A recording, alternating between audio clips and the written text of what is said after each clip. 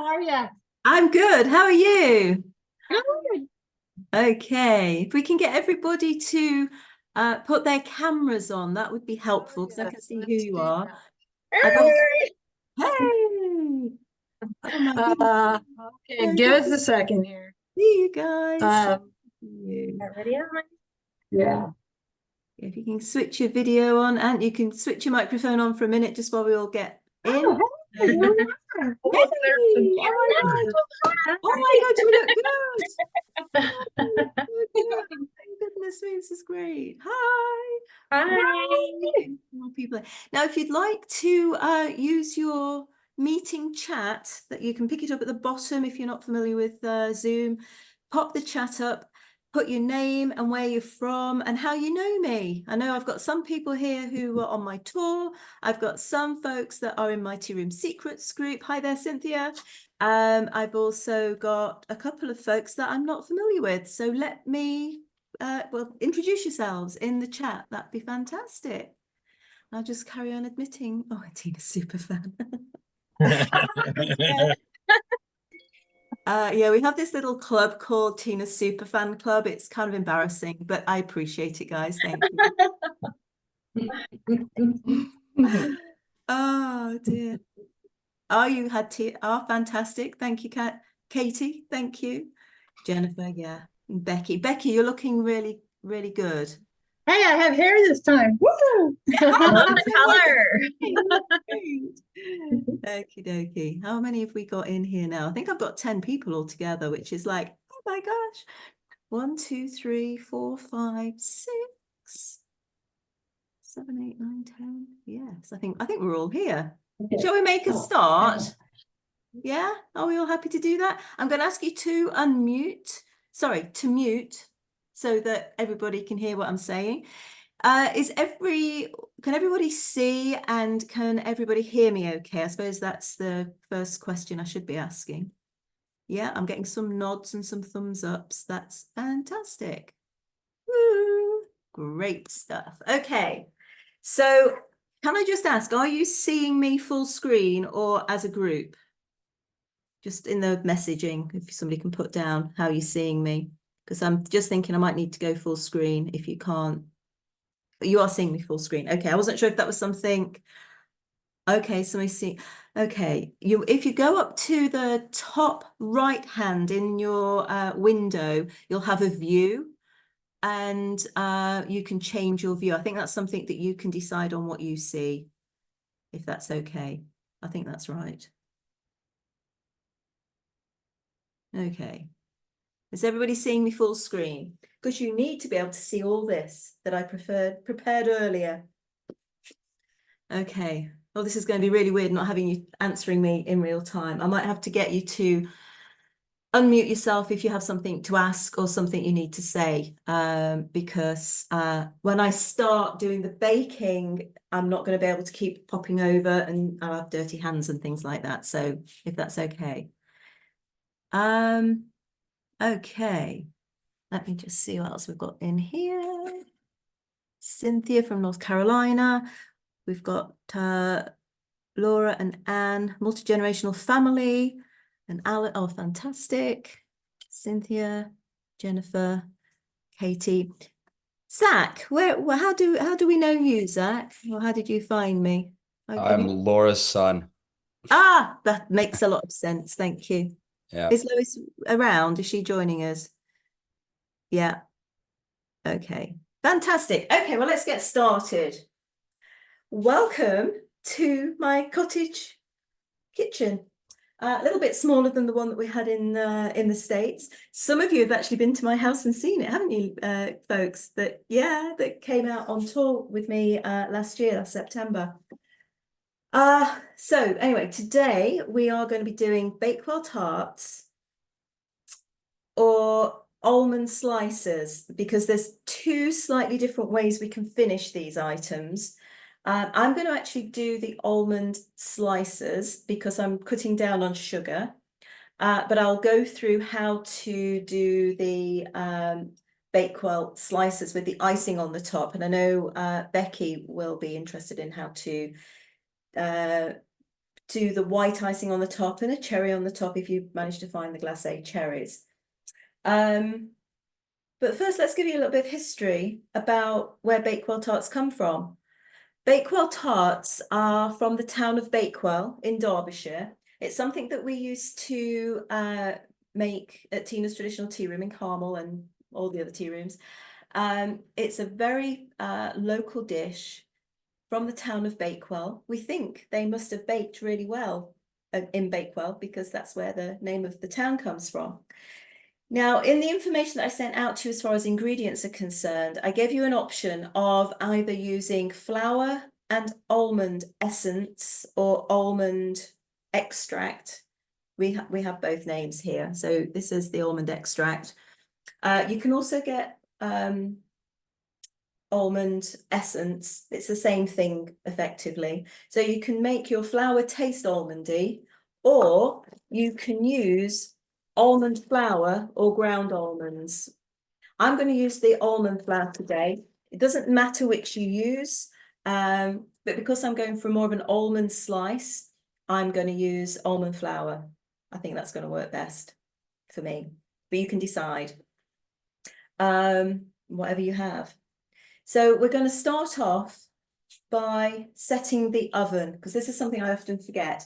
Now, I'm in centigrade here. I'm also going to be in grams, but I'm going to convert to Fahrenheit and to cups. I've even got cups, which are brand new, actually. Didn't bring any back from America, so these are all brand new. So first of all, let's heat the oven at 375 Fahrenheit, which for me is 180 centigrade.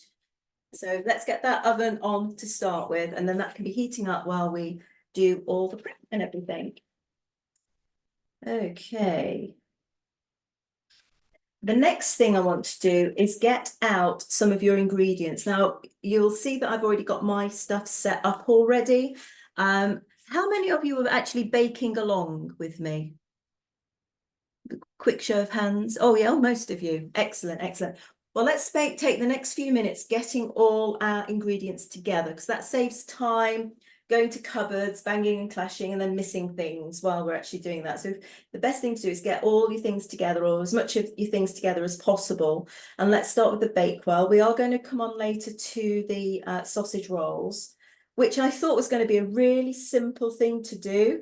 And then you reminded me, and I know I've had conversations with Becky this morning about what kind of sausage meat should we get? Doesn't really matter. We're trying to make this a quick and easy thing to make in between while we're making the Bakewell slices. While they're baking, we're going to prepare something else to stick in the oven, and to get two things in one session. We're going to be pushing it a little, but it'll all be good. So get out your ingredients, but I want you to get out some butter, which you need to have at room temperature, and some butter that's going to stay in the fridge. Because when we come to make pastry, we're going to use chilled butter. But when we're coming to make the sponge, which is the other ingredient in the Bakewell, we need softened butter. And we're going to do it by hand, because we're only going to be making a small amount of this. My husband got quite excited. He said, Tina, the KitchenAid I bought you for Christmas, you'll be using it. You know what? I'm not, because we're only going to be making a small amount. The pan that I'm picking to use today is just a 7-inch, I suppose you call it a brownie pan. And I've just cut out a little piece of parchment paper, just to stop anything sticking to that pan. So we're going to do that to get started. And I'm just going to be making things in a glass bowl so you can actually see what things look like. So any questions so far? And I'm going to come up here a minute. So the temperature for the oven, the temperature for the oven was 375 Fahrenheit, 375. And I say, do feel free to unmute and shout out a question if you need to. I can't actually see my computer screen from here without coming and doing this. If I come up close, it's because I'm reading the screen. Sound good so far? Yeah. Sounds good. Thank you. Fantastic. Okay, I'm just checking. I've got everything now. So we've got the oven on. So we need our butter. We're going to need some butter out, and it's only a small amount of butter that we're going to be using on this. I'm actually going to be using about 1/3 of a cup or 2 ounces. That's all I've got in here, and that's for the sponge part later. I've got some in the fridge, which we'll be using in a minute. What else do we need to get out? If you can get your puff pastry, this is for the sausage rolls later. If you can get your puff pastry out of the freezer, and your sausage meat, let that come to temperature. That's fine, just being out, but that will give us a bit of a head start as well for later. And then if I could have a thumbs up, if I can have a thumbs up when you feel like you're ready to start, then I'll start putting things in. Not yet. Becky's saying, not yet, don't panic. We'll wait for you all. It's lovely. Oh, it's so nice to see all your kitchens. And of course, it's nighttime here and it's pitch black outside. And we've got a bit of a storm coming through. So we've got a lot of high wind at the moment. So I hope the tech's going to hold out for us for the duration. I think it will. It's been pretty stable. Oh, okay.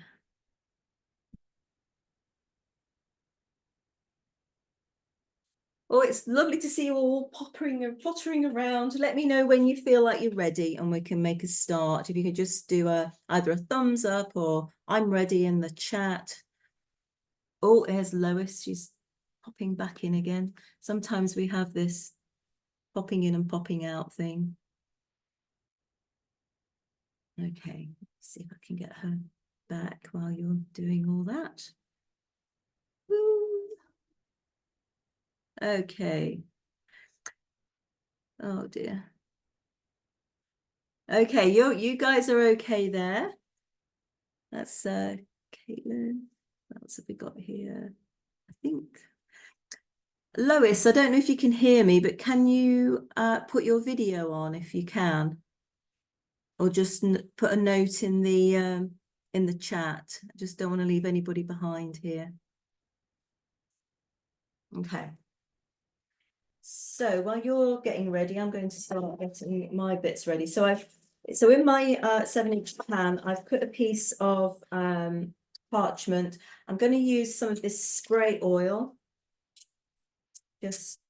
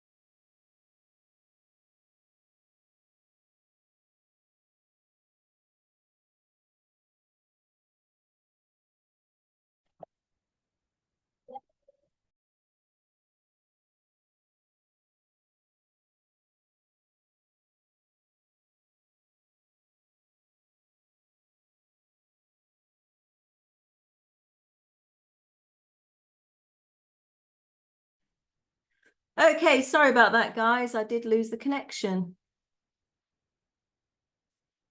Okay, let's see if we can chat back up again.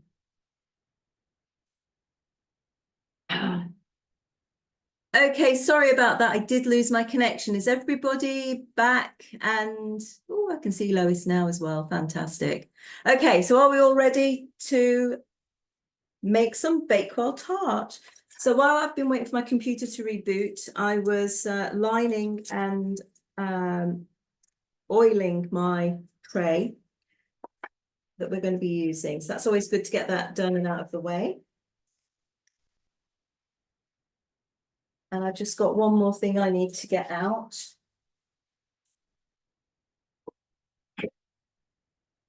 So I'm going to be using one of these. This is a silicone mat because I'm going to be rolling out some pastry in a moment.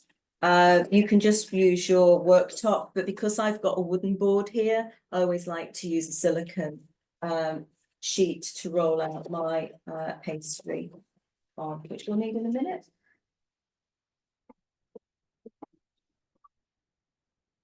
And you'll need a rolling pin. Right, okay. So let's start. Now, it was my grandmother that taught me how to bake. And there's a few rules of thumb. And I know it's very easy to go to the supermarket and get short crust pastry re-rolled, remade, ready-made, and you can just go with that. But I'm going to show you how to make it from scratch. And the trick with pastry is to have cold hands. My hands are freezing cold right now because it's a bit chilly here, and I'm sure yours will be too. But if they do get hot, run your wrists under cold water. It makes your hands nice and cold cold hands make a shorter crust pastry. The other thing Grandma taught me was when you're working out how much pastry to make, the rule of thumb is half fat to flour. So you're basically using half as much butter in this case to flour, or yeah, half fat to flour is the way we get it. So let me have a look at my conversion table here.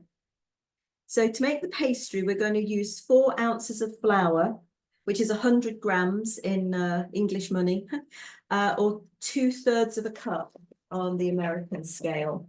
So basically 2 of these. So these are 1/3 cup cups. I'm going to put 2 of those into my bowl. And then we're going to add our butter. Now, we're going to use the butter that's in the fridge for this.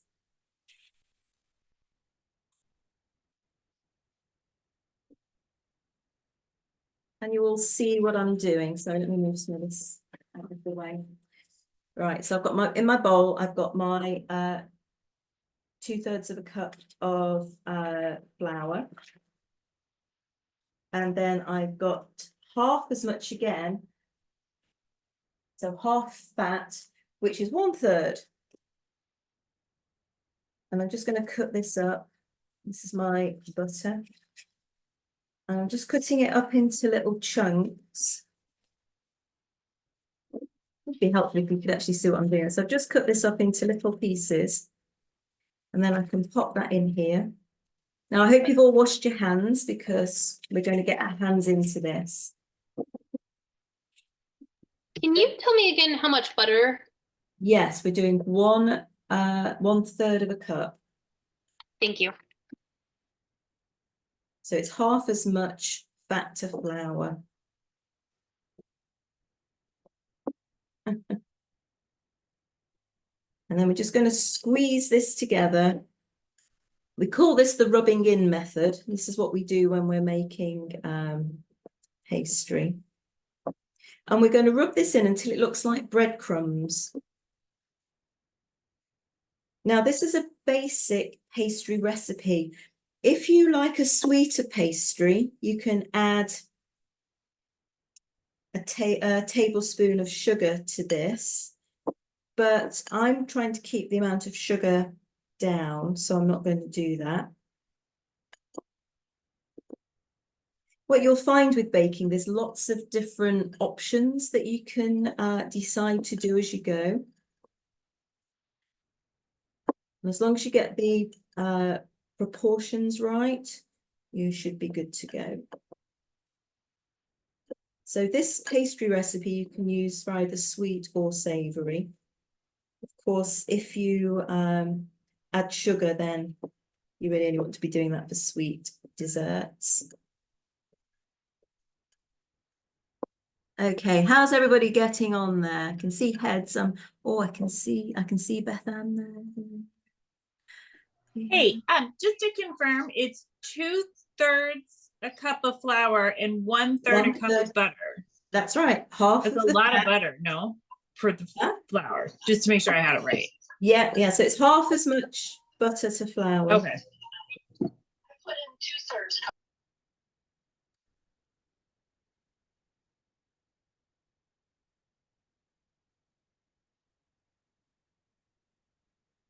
Right, mine's starting to come together quite nicely now. I've got a few bits of butter in there. You see how those lumps, I don't know if you can see that with the light. You see I've got a few bigger lumps, but the rest is looking quite breadcrumb-like. So I'm getting there now. And what I'm doing is I'm just rubbing it between my fingers and my thumb in this sort of motion. And I'm keeping it quite light. I'm not trying to stick it together. I'm not going in hard. I'm just going really lightly with my thumb going across my fingertips.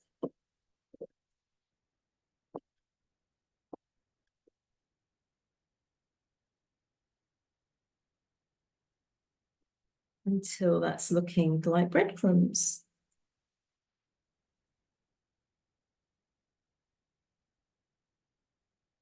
Okay, how are we doing? Is anybody about there yet? No, not yet. Cynthia's shaking her head. You're doing all right, Cynthia. Do unmute yourself if anyone's got any questions. There. So you see how this is looking like breadcrumbs now? I say we call this the rubbing in method. Half fat to flour. We just need enough pastry to fill our 7-inch square tin. And we should be looking at making 8 slices.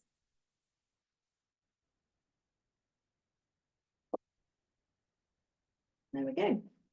I'm just going to wash off my hands and I'll be back in a sec.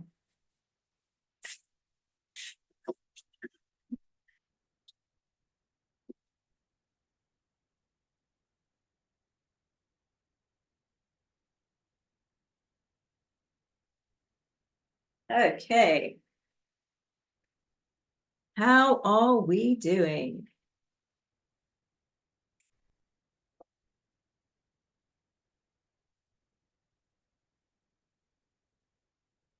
Let me know, let me have a thumbs up when you think you're about there.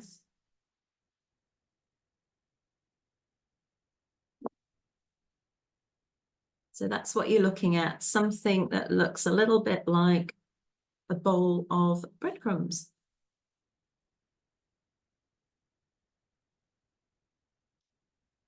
So again, the action is just lightly through your fingers, rubbing that thumb across the fingers and rubbing that butter into the flour.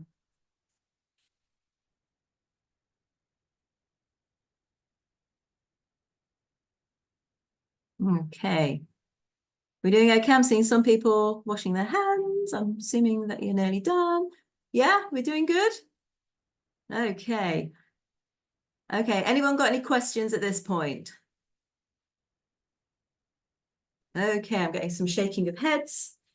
So, I still need a little bit more time. okay, who said that? Who said that? Cynthia. Who said that? Yeah, Cynthia. Okay, that's cool. So I say just keep the touch quite light. You don't want it kind of coming together yet. You want it to mix really well. Now you can do this in a KitchenAid, but I just think learning how to do this, and especially on such a small amount, this would just sit in the bottom of the bowl and you wouldn't really touch the sides, as it were. Right. So how is it coming, Cynthia? Can you show us how it's looking? Sure. Let's see if I can show you. Is it looking a little bit like breadcrumb? It has lots of big pieces. It does? Okay. And Have as you I- still got some flour around it? Oh um, yeah, I see what you're saying. So what I would do there is I take a little bit of the lump and a little bit of the flour and then just rub it like you were seasoning. Just like this. oh no, Just my, make sure yeah, yeah, mine is actually coming together. it's starting to stick together. Yes. Okay. But How it's- cold are your hands?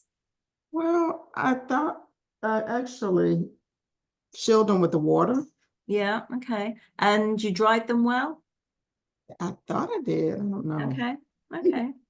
Well, have you got enough like powdery flour left to kind of rub that into your chunky Don't. bits? I don't. Should I add a little bit more flour? Um, I'm afraid that that may interfere with the consistency. okay. But you tell me. Yeah, that's a good question. Are you sure you weighed out your, or not, you didn't weigh out. Are you sure you put one, what is it, 1/3 of butter into 2/3 of flour? We didn't get that round the wrong way. I did. Well, now I leveled my flour. Yeah, that's fine. It's okay. Yeah, so then I Yeah. did. Yeah. Okay. Yeah. I just use one hand and just do as much as Oh. you can I did rather than putting both hands in there because sometimes just, yeah. put two Is hands. that breaking up the big lumps? I'm working with it. Okay. But I put two hands in, so that may have also. Yeah, sometimes if you're a little heavy-handed, it kind of sticks together before it starts to break down. If you think it's looking too buttery, you can add a tablespoon of flour and just see if that helps it break down. But again, use a very light hand, otherwise you're just going to be making more of the same. How's everybody else's looking? Yeah, got some thumbs up. Yeah, just sprinkle a little flour over it. And then, like I say, pick up the big lumps with some of the flour and see if you can break those lumps down.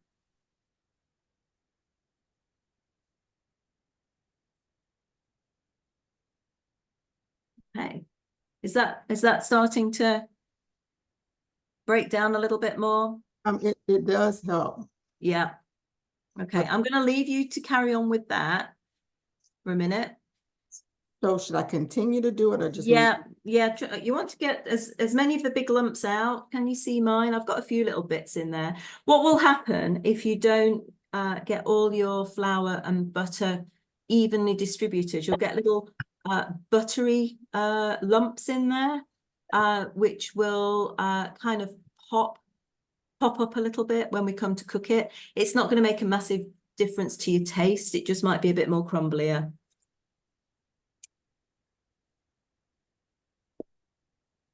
Okay. So anybody know what we do next?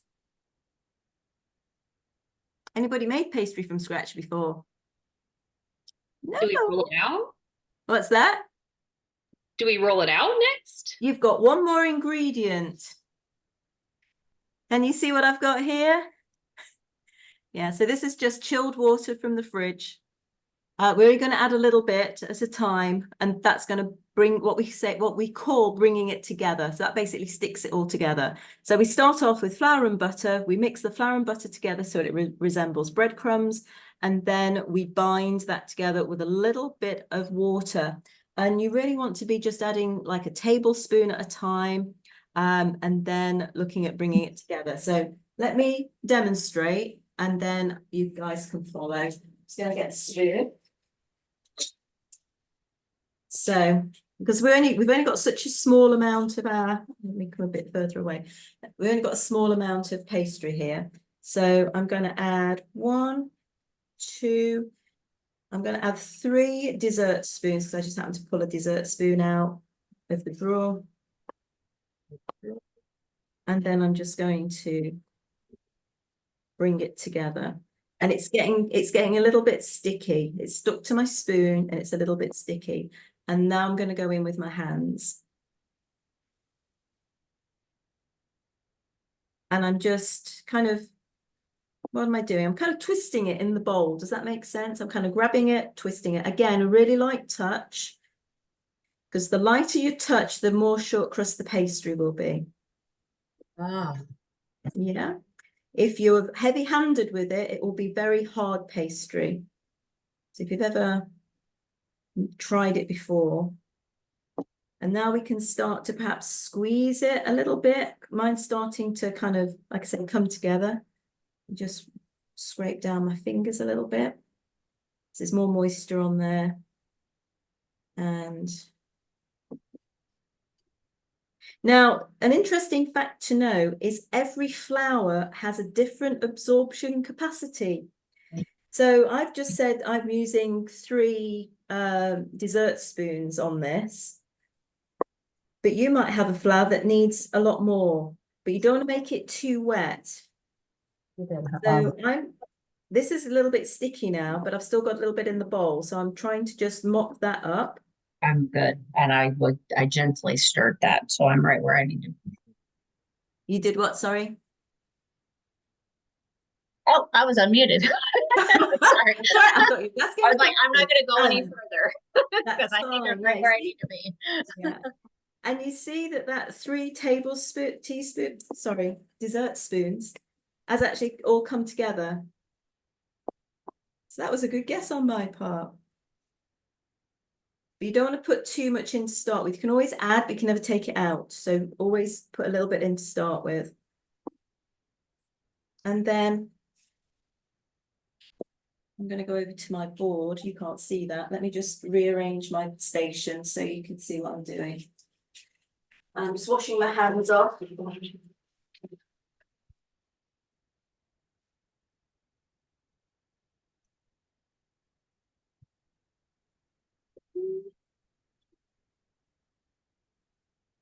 Right, okay, let me see if I can rearrange this so you can see what I'm doing. I'm going to get rid of that.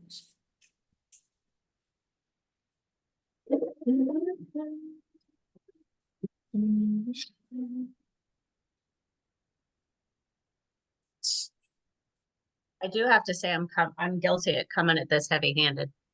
Okay, and it's okay. I had the little bits just like Cynthia did before I even knew it. I think this is something that comes with practice, and I'm conscious that this is probably the first time some of you have actually made pastry from scratch. I've been doing this for almost 50 years, so don't feel too bad if it comes out a little heavy. But you see what I've got now is a nice ball of pastry. Oh, yes, Cynthia, well done. Oh, yes, very good. Your balls seem a bit bigger than mine, but I'm not going to worry too much about that. You know what I mean. Okay. No, I do, but I was thinking, okay, well, here I am. I feel like I now understand. So I've made pastry, but sometimes it's hit or miss, but I am understanding why now. Good, good. You see, this is so much different doing this live as a bake along Oh, than yeah. watching a video, or, you know, not doing it as you go, because you can ask those questions and those pennies start to drop. Now, what I'm doing here, I've got my silicone mat. Like I say, you don't have to use one of these. It's just that I like to because I've got a wooden countertop. And what I've done is I've just got a fingers full of flour that I'm just going to sprinkle over my board, or it can just be your countertop. You can just roll it out on there. Just make sure it's been cleaned down before you start. And then I've got my rolling pin. I'm going to use a little bit of the flour, and I'm just going to dust the rolling pin. This is so the pastry doesn't stick. And then we're going to, in fact, I'm going to wait a minute until everybody's caught up. Has everybody got a ball of pastry and they've got flour on their board? I can see flour going down on boards. That is a good sign. Nice, nice one there, Becky. I can see you doing the sprinkle. Yes, we're feeling like a proper cook, proper baker. Does anyone, oh yes, does does anybody watch the Great British Bake Off? Yes, yeah. Yeah. That's a good show. Right, so we've got our pastry in a ball on a floured surface and a floured rolling pin. And this is what we're going to do. We're going to go back and forth a couple of times, and then we're going to turn it a quarter turn, and then we're going to go back and forth a couple of times, very lightly. We're not pressing on hard, and we're going to turn a quarter turn, and we're going to go again. And if we keep turning it a quarter turn, go back and forth, a quarter turn, back and forth, and now we can start putting a little bit more pressure down. Back and forth, turn a quarter turn. Can you see what I'm doing there? Is this coming across okay? So a quarter turn. And this is how we start to stretch our pastry and roll our pastry out. And we're keeping it nice and even. Now I've got quite a long rolling pin here, which helps. I've also got markings on my board, so it's helping me see how big this is actually turning out to be.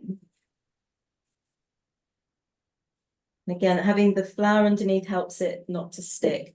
Now I think I'm almost at the right size here, so I can get my pan and just hover it over, and I can see that that's almost there. I'm just going to roll it a couple of more times just to get the size that I need.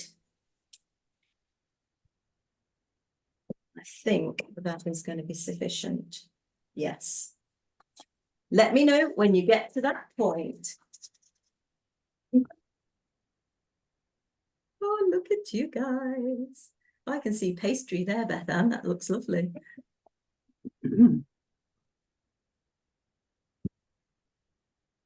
Right.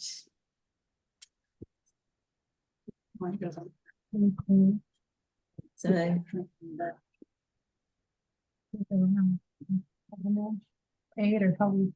yeah, if you can do it quarter turn at a time, make sure you've got some flour down, because that'll make it easier to manipulate. And if you need a little bit more, just get a little bit more in your fingers and just don't put too much on it though, because you don't want it to dry out too much. You just don't want it to stick. Okay.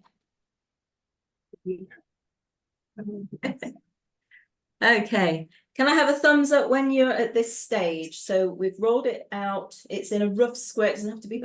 It doesn't have to be completely square. You will have some rough edges on it. Don't know. Can you see mine? Let me see if I can hold it up a little bit more. Yeah. You got to that kind of stage? Am I okay to move to the next stage?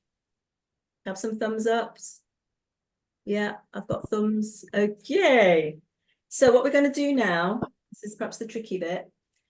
We're going to use the rolling pin, and we're going, and again, this is like the lightest feathery touch. You see what I'm doing here? I'm kind of rolling it onto the pin. And then I'm going to put my pan underneath. Can you do no tender one? And I'm going to roll it on. And I'm almost there. You ever done this with a person that's slowing you down? I saw it. No. Okay, I've got somebody's Yeah, I know, it's Yeah. me. it's Becky. Okay, so then we're going to just take our knuckles and we're just going to press it into the side of the pan.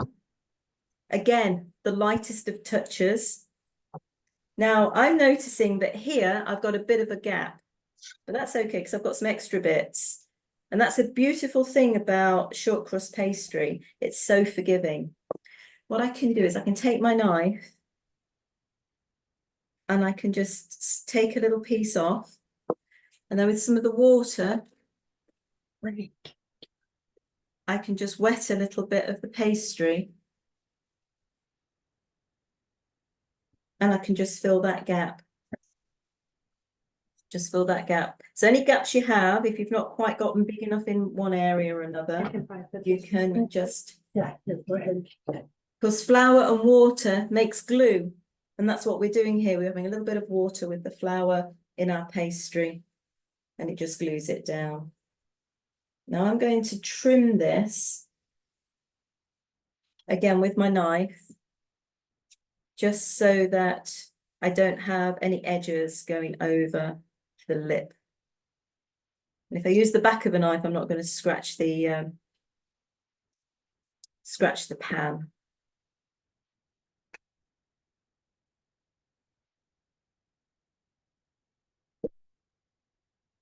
Okay. So can you see what I've done there? I've just trimmed the edges. Sorry, lifting it up, it's meaning it's falling out a little bit, but it'll be all right once I put it back down again. Okay. Has everybody managed to get their pastry into their pan? Yeah, oh, nice.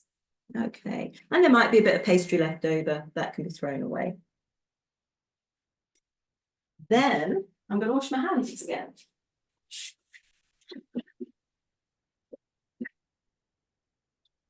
Right.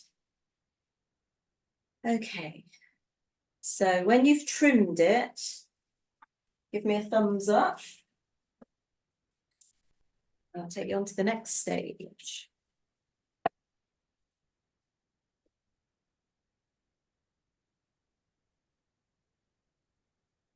Okay.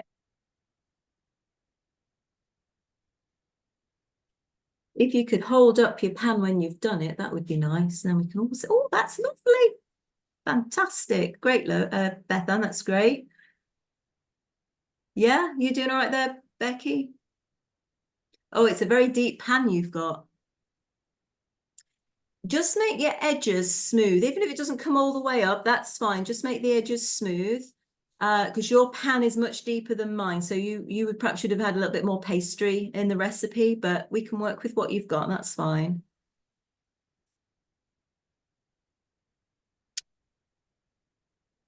Laura, are you cooking with us? Are you baking with it? Oh, nice. Yes, very good. Yeah. And it doesn't matter if it doesn't come all the way up. Our sponge will come up that way. So what we're going to do now, once you've got your pastry in your pan and it's all nice and trimmed, I want you to take a fork and we're going to put little fork marks through it. Does anybody know why we do this? And you can open your microphone. Anybody know why we prick the pastry? To stop bubbles from forming? Say again? Is it to stop the pastry from bubbling up? It is. It's to stop it rising and bubbling. And it also helps it not have a soggy bottom. Soggy bottom. Yeah, no soggy bottoms. Right.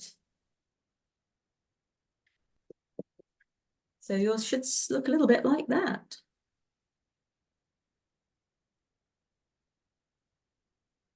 Let me know when we get that far. If you could show it up to the camera, that's good too, because that shows everybody else that they're not alone. Ooh. Okay.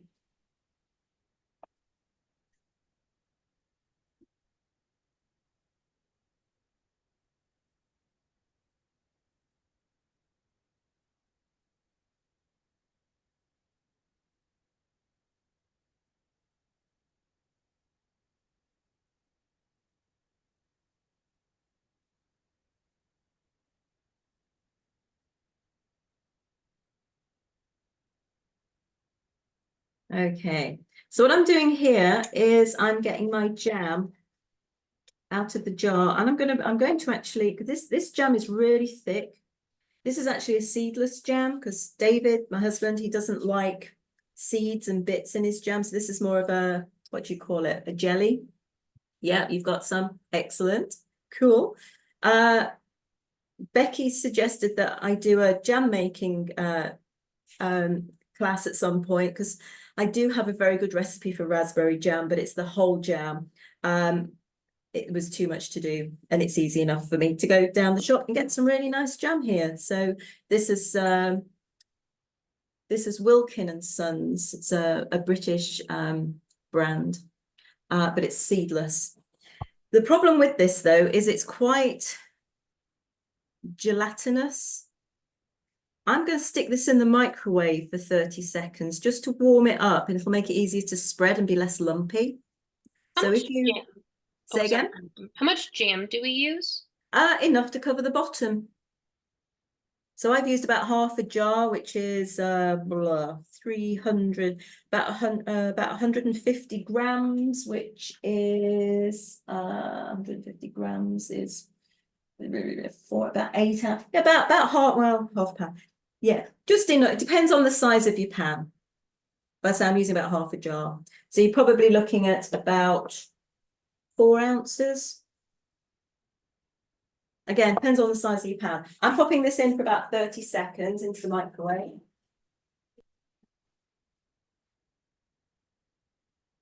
Okay, just get that to, so I'm just warming it up, and it just makes it a little bit easier to manipulate. You don't have to do this bit. Oh, that's looking good, Cynthia. So, should I not be concerned What, about? you've got a couple of gaps. Have you got any pastry left over? Not really. Not really. No, No. not enough to. Can you borrow a little bit from around the side to make it kind of a bit more level? To even it out. Mhm. Yeah, just even it up a little bit. It's not the end of the world. I want a golden star, so it is. I got to get it right. Say again?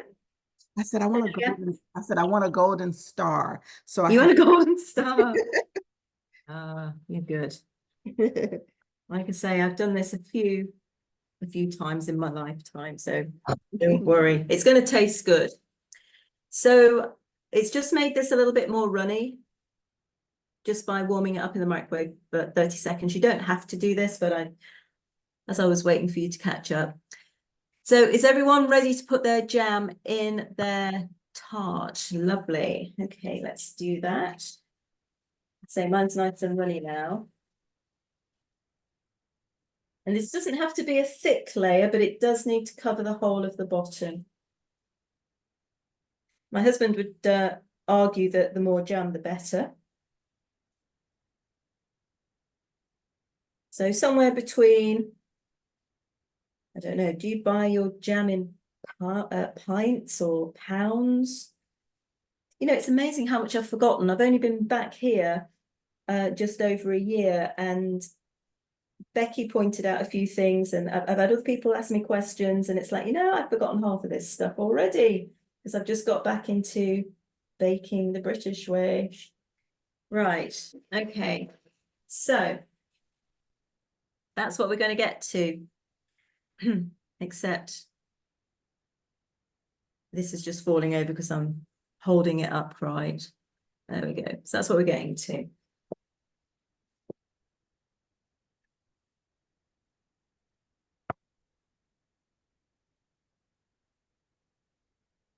Let me know when you get there. And I'm going to pop this in the fridge because we're going to be doing something else next, which is the sponge to go on the top. So I'm just going to stick this in the fridge.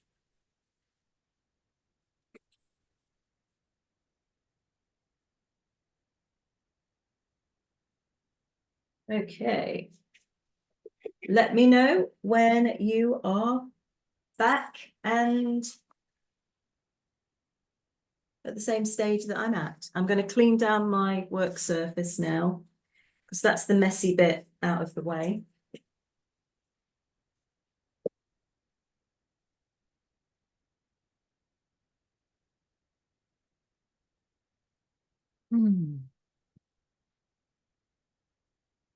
Okay.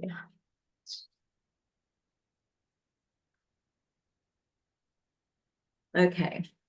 Again, if you give us a thumbs up when you are ready to move on to the next stage.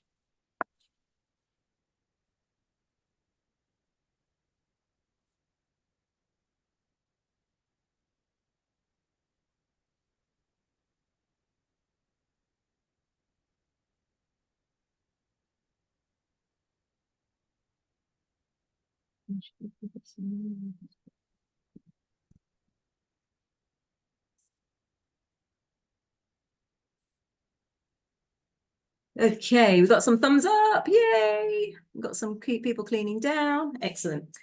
So we're going to move on to the sponge section of what we're doing here. And this is going to be where we cream our butter and our sugar together for our sponge. Now, I've had this butter out for a little while, but I still feel it's a little bit firmer than I'd like it. You can use margarine because that's already quite soft. I'm just toying with the idea of, do I put it into the microwave for 10 seconds? You don't want it to go runny though, so it's always an issue. So I'm just, in this little bowl, I'm just manipulating the butter. I've cut it into little pieces first.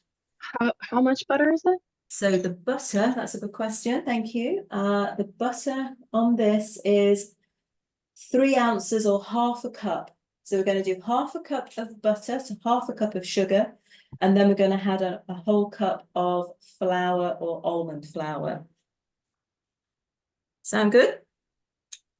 Cool.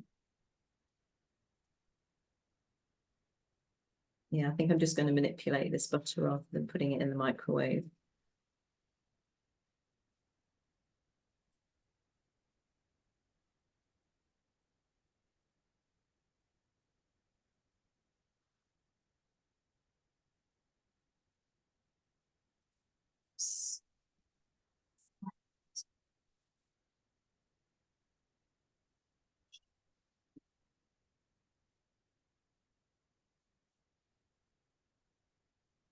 Oh yeah, you'll need a clean bowl for this next bit.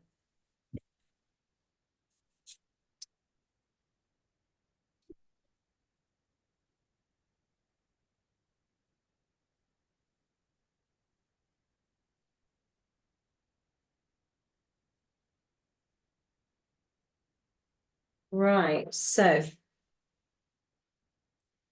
when we were making the pastry, we were using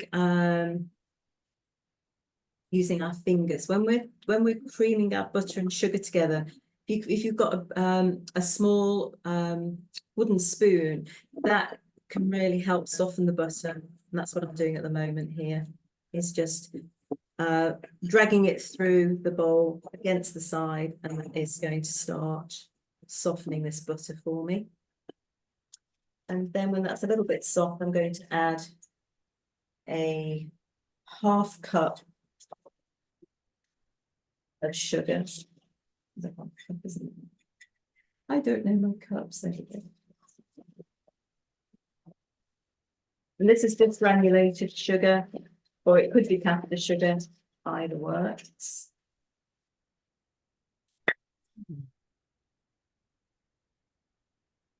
And then I'm just going to carry on. And again, you could do this in a KitchenAid, but we're only using such a small amount. It's probably easier doing it this way. So with the back of a spoon, we're just pressing the butter into the side, mixing the sugar in with it until it's all combined. And then once it's all kind of sticking to itself, I'm just mixing this. How much sugar again? So that's a half cup of sugar and the same of butter, or 3 ounces, however you do that. And then we're just giving that a good old mix.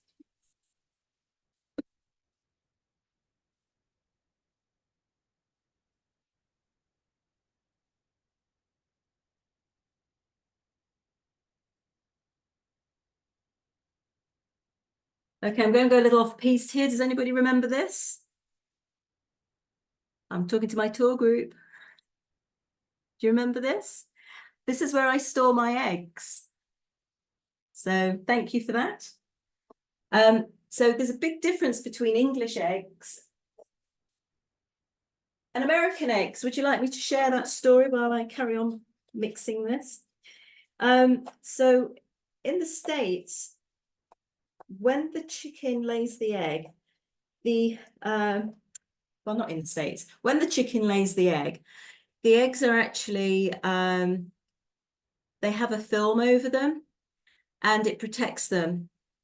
In the States, we wash that film off with bleach, which means the bleach that we've washed it off and all the air molecules can get into the egg and turn it bad. So we have to refrigerate our eggs in the States. In the UK, we don't, we just, well, I mean, they're obviously cleaned, but they're not cleaned with bleach. So it doesn't break that membrane down. So we don't store our eggs in the fridge. We can leave them out on the counter, and these are at room temperature. So when you look at an English recipe, a British recipe, it might say eggs at room temperature. It does make for a better batter, better mix. But again, in the States, we're not allowed to do that. So just something different. So I'm just going to break this egg into another bowl. So we're going to use egg as our raising agent. And I'm just going to get a fork and give it a little mix.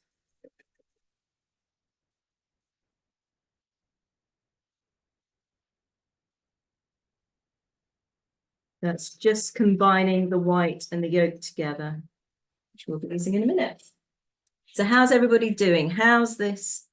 Oh yeah, that's looking, is this all nice and soft? Yeah, egg into a little bowl or a cup and just mix the white and the egg together. So we'll be adding that to this mixture in a minute. I don't know about the butter getting soft, I'm certainly getting warm. But then the oven's been on for a while now, so. Okay, so what we're trying to do is get this butter sugar mixture so it drops off the spoon.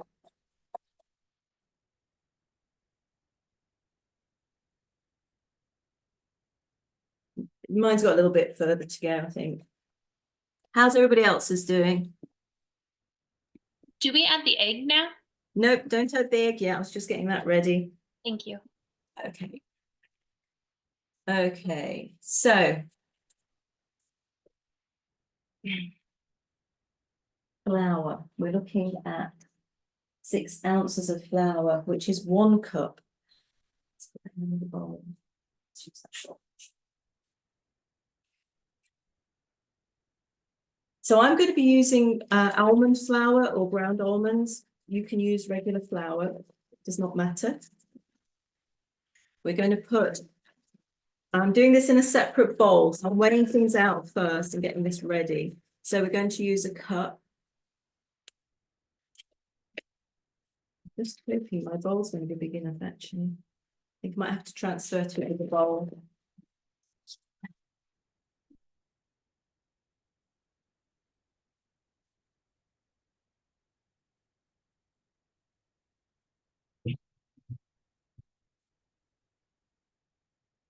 Okay, unfortunately, I don't have any large glass bowls, so I'm going to use one of these because when I've added this, this, and this together, I'm going to need a little bit more room. So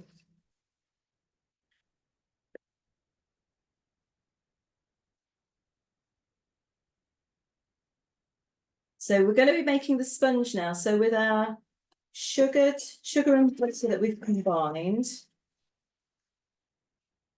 Again, I'm only putting this in a separate bowl because I want to show you what I'm doing a little bit here. So this is very malleable now.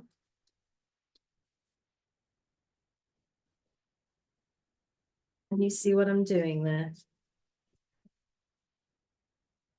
So now if you're doing this in a KitchenAid, you can just dump everything in and let the machine do the work. But because we're doing this by hand, which I think things always taste better when you do them by hand. And again, we're only doing a little amount of it. So what we're going to do is we're going to add a little bit of the flour and a little bit of the egg. Now, if you're using regular flour, now's the time to add your almond extract to your egg mixture or the egg that you've just broken.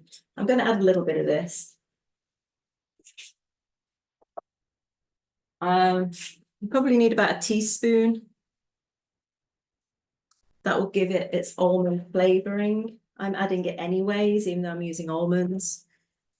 Where's my fork? And then just mixing that together. So I've got my liquids and I've got my flour and my salt, my sugar and butter is already mixed up in here. So we're going to add a little bit at a time. Now I'm going to start off with, let's get another spoon. Wait, sorry, just to confirm, you've got egg, sugar, butter, and flour, and almond. No, did you say salt? No, I did say salt and I meant sugar. Sorry, that was me having a moment. Oh, okay. So I've got egg and almond essence in my liquid. I've got my either flour or almond flour here, and then I've got my butter and sugar mix here. And what we're going to do is we're going to add a little bit at a time. So I'm just going to use maybe a couple of spoons and then mix this together. So this will dry the mixture. And I'm just using a spatula at this point because I find that's quite easy to manipulate. Can you see what I'm doing there? And then I'm going to add a little bit of the egg. I'm probably going to do this in 3 portions. So I'm just going to put maybe a third of that egg. Doesn't have to be accurate, it's just a measure. So you see how that's gone wet now? So I'm going to mix in the wet until I get it back to that mixed consistency.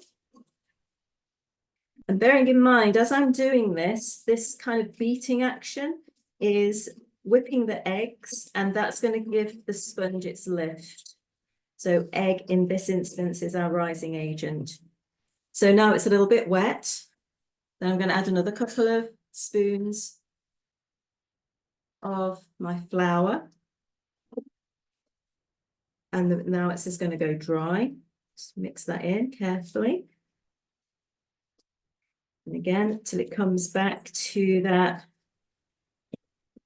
Tina, how much consistency again. flour again? So the flour was, so it's 4 ounces of flour. Oh no, sorry, wrong one. Half a cup of butter, half a cup of sugar, and 1 cup of flour. I did put 2 cups in, didn't I? No, I didn't. I did 2 halves. Sorry, yes. 1 cup of flour, either regular flour or almond flour. Okay. And again, we're just mixing it until it gets that nice creamy. Can you see what I'm doing there? Yeah. And now I'm going to add a little bit more of the egg.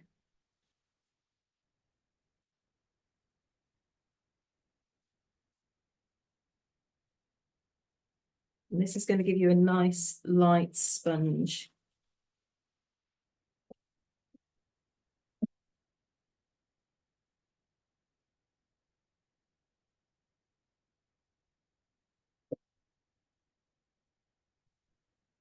Right, and then a little bit more of the flour.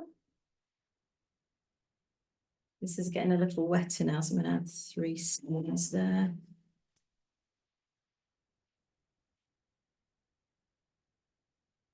Okay, how's everybody doing?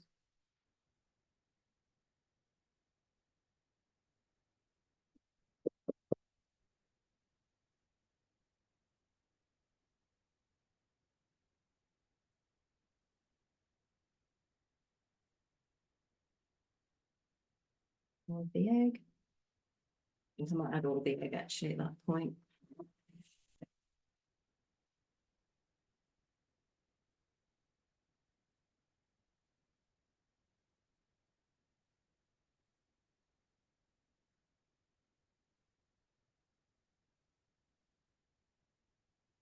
And then I'm going to add the rest of my flour.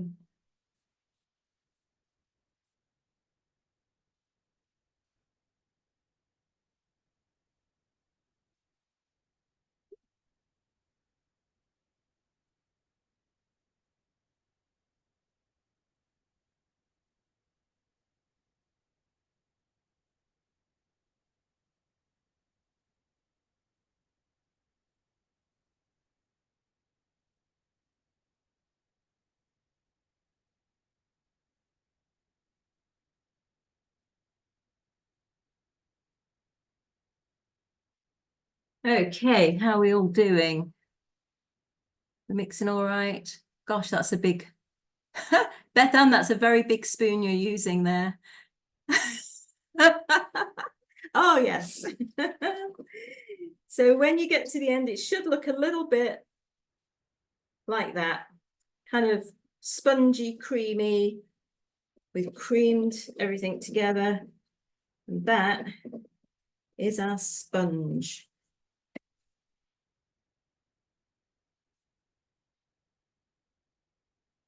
Okay. How is it coming together? We can have a bit of a thumbs up if it's coming together okay. Yeah, yeah. Yeah. Not so sure, Becky?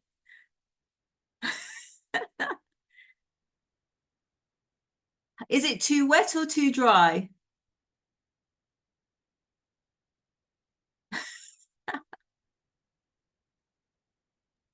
There you Feels go. more like dough. Yeah. Have you added all your egg yet? Not yet. Okay, well just keep at it. If it goes a bit, Okay. so what you'll do is you'll have a dry mix when you add the dry stuff, and you'll have a wet mix when you add the wet stuff. But just as long as it's mixed up together, and then the next time round it will be softer. And then when you get to the end, it's really, if you can do it in like 3 or 4 portions, like 3 or 4 times through it, it just helps you mix it. Because if you try and do it all in one go, it'll split and curdle, and you don't want that.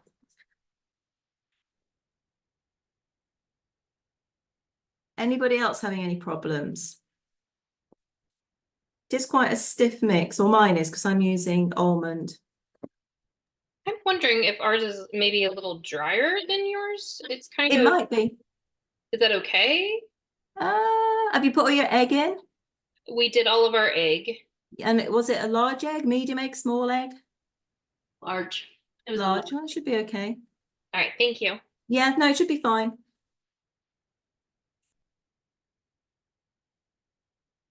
When you've got to the end and you've added all your egg and you've got your batter, basically, then we can add that to our pastry and jam in our pan, which I'll get out of the fridge now.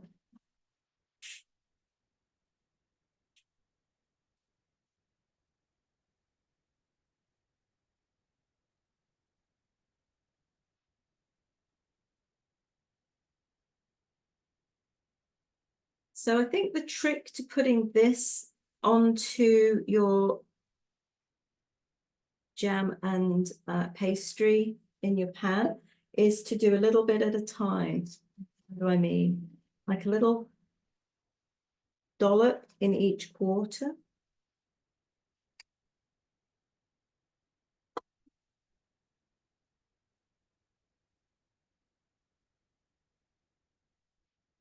You see how I'm doing that? Just like dolloping it in. And then I'm going to use my spatula. So my husband asked me what I wanted for Christmas, and I said to him, one of the things I could really do with is a stiff spatula, because this one's very malleable, which is great, but sometimes you just need a stiff spatula. And he went everywhere looking for a stiff spatula, and he thinks I've just sent him on a wild goose chase. There's no such thing as a stiff spatula, but I'm sure there is. I'm sure I've had them before.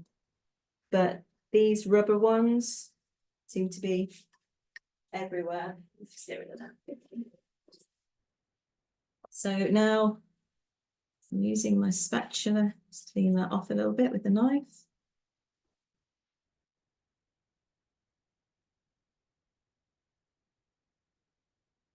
Now, if you feel that you're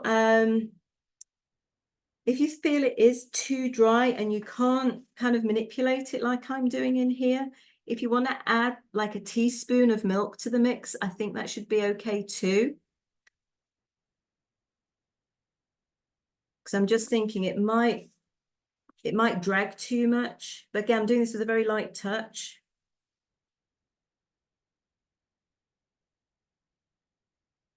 And the idea is to cover all of the jam. And I'm just using this kind of back and We forth. found too, if you wet your spatula, it spreads easier too. Yeah, you can do that. That's a good idea. It's very, very thick. Yeah, a good idea. Who said that? It's Laura, lovely, thank you. Yeah. And then just make sure you seal it at the edges. And by that, I mean just taking the batter into the edge so that none of the jam pokes through. That'll stop it from bubbling up.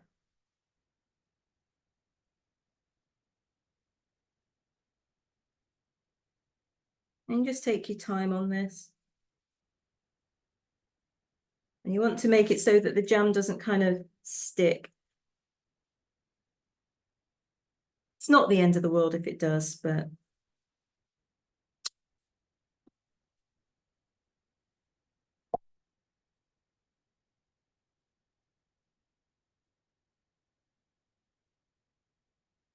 okay.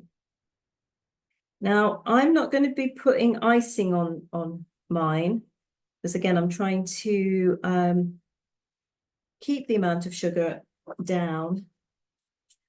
But a traditional cherry Bakewell would be iced with a white icing, which is basically icing sugar and water.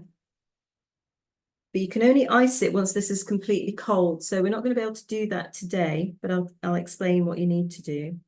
And then you can add a cherry on the top. But I'm not doing that. I'm doing a variation called an almond slice, hence using almond flour. So I'm going to put some almonds on top of mine before I bake it. So I've got some almond flakes here. Would almond butter on top work or no?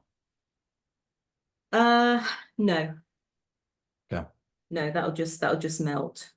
So I'm just sprinkling some flaked almonds over mine. Yeah, because almond butter is really just a butter made from almonds.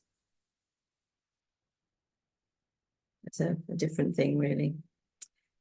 And again, just enough to sprinkle over here.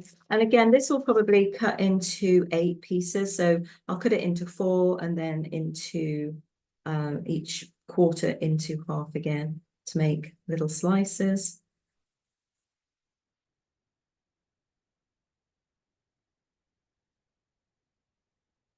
So, no, can you see that okay? So that's mine. Let me know when you've got yours done and we can get those in the oven.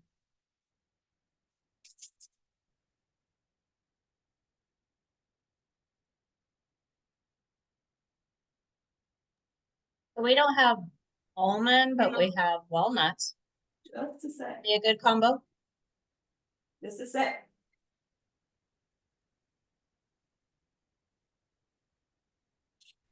Sorry, just say that again. We don't have almonds and I use the almond extract, but I have walnuts. Would that be a good combo? No, I wouldn't do that. No? Just keep it plain. Like I say, you can put the icing on if you want to do the icing when it's cooled down with a cherry on the top. That looks nice as a little finger. So that's the cherry Bakewell. I'm doing it as an almond slice, which is why I'm using the almonds. If you want to keep it just plain, that's fine too. Just put maybe a little bit of confectioner's sugar dusted over the top of it when it's cold. So yeah, but I wouldn't put walnuts in there because that'll be different kind of. Yeah. I don't think it would work. Thank you. Good question though. Okay, so this is going to go into your hot oven for 25 minutes. I think that's right. You just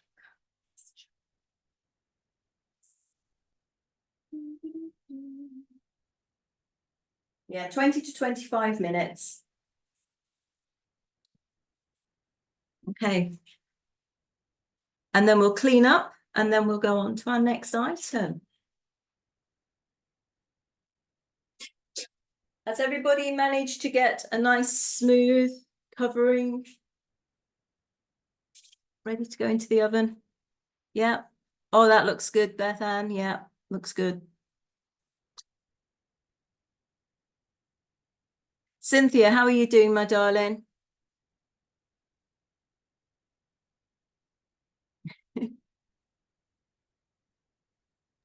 find the button. There we go. I actually have a little too much. Like I have jam that's exposed. Oh, don't worry. Just get your spatula, wet it in a little bit of water, and just go around the edge so that you've got a slightly thinner layer of sponge mix to cover that jam. Okay. So I'm finding that for this edge, using my fingertips is better. Okay, that works for you. That's good. Fingers are always good when you're baking, I find. That way- Okay, so we're putting that in for 25 minutes, 20 to 25 minutes That's at 375. at 375, which your oven should be at by now. And then we'll clean down. Anybody got any questions? Unmute yourself. Let me know how you're getting on.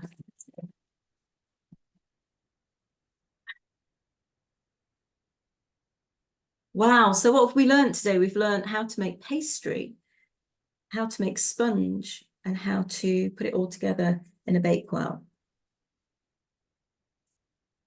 I will want pictures when you've finished, and let me know what it tastes like. Right, I'm filling it out.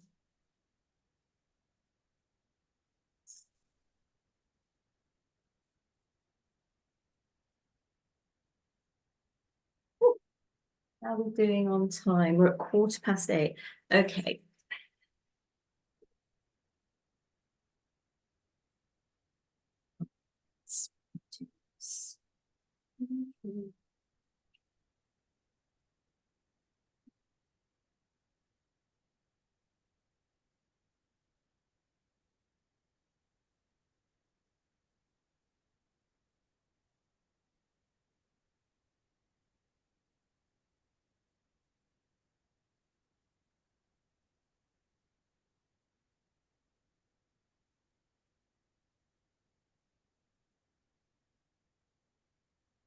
If when you're cleaned down and ready to go to the next stage, if you want to unmute your microphone and let me know, well, just let's have a chat. Let me know what you think so far.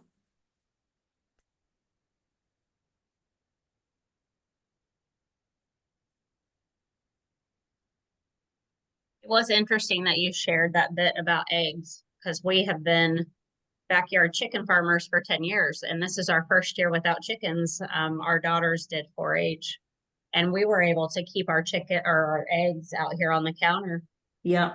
for, days and days at a time. However, we did clean them, but we didn't do, Yeah. we would just clean them from the soil. And then, obviously it still had that protectant on it, but we Yeah. kind of missed it, but Yes. they're a lot of work. I can imagine. And I find, I mean, people said to me, now we're in the countryside, we moved back home, I'm going to get a dog and I'm going to get chickens. It's like, nope. You're going to get any pets? Nope. Gives you a lot more flexibility to travel and go off and do things. So, and it also means I have a nice, tidy, clean kitchen as well. So I can bake and do fun things like that for people. Okie dokie. So I'm preparing to roll out pastry again because we're going to go on to making sausage rolls in a second. And I want to talk sausage meat. This, Becky had some good questions for me earlier. Right. Let's see.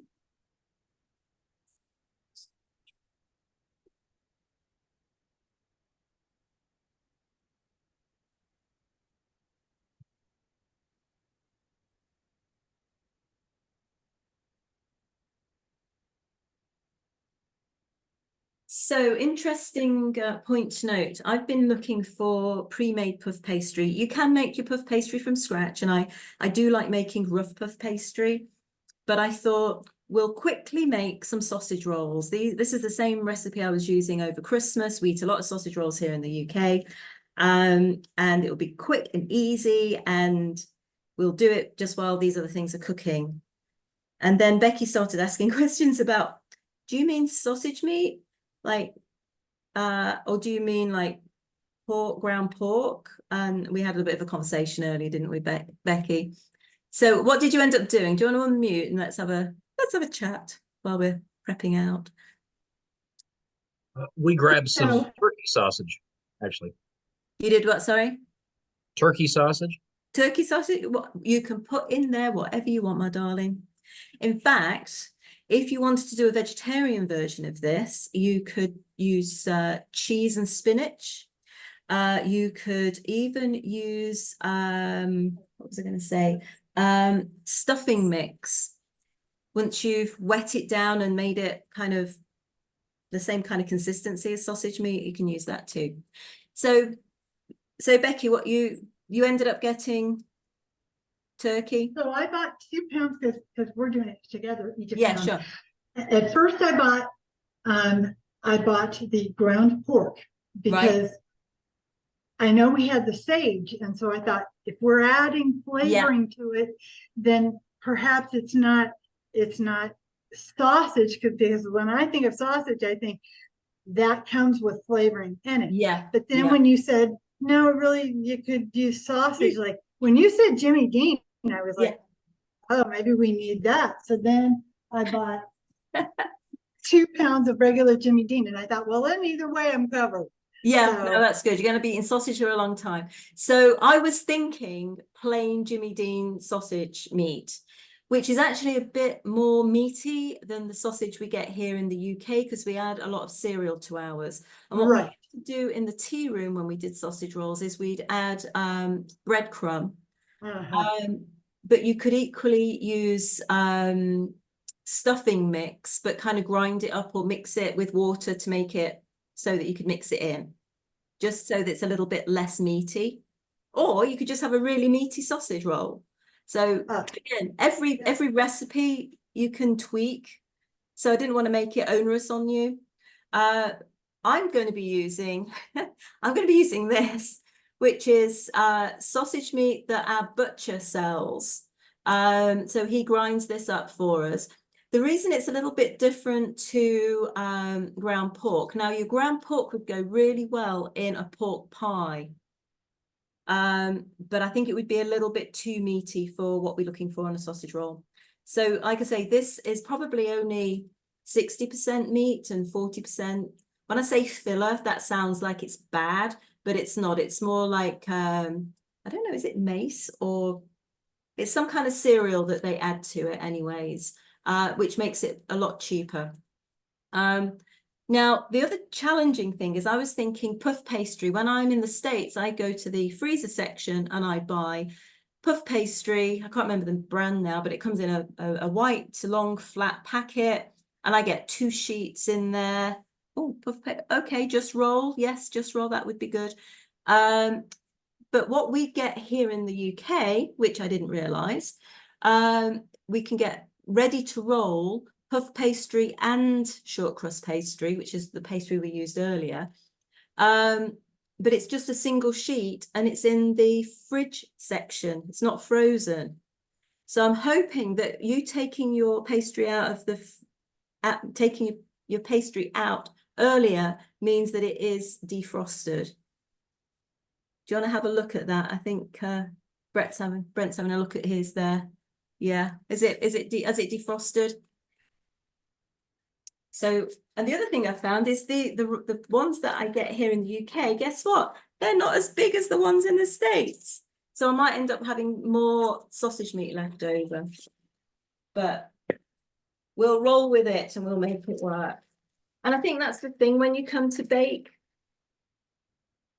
You know, it's like, how much jam should we put in? Well, it depends on how big your pan is, how deep it is, and how much you like jam. So you can be a little bit flexible on some things. So anyway, I'm taking out my pastry. I'm going to put a little bit of flour on my surface. Just doesn't stick. Let's give it that.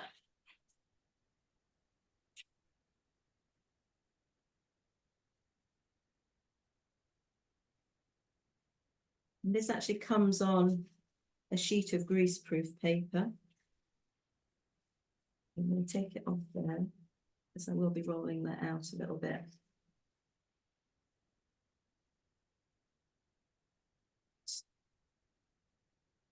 So this is going to be interesting because we're not actually using the same product.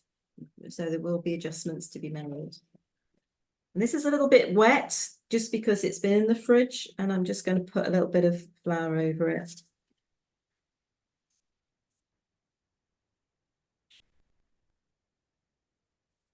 Okay. Okay, how's everyone doing? I can see a couple of people getting their pastries out. Yeah. If ours came in smaller pieces, should we use both sheets at the same time? Oh, let's have a look.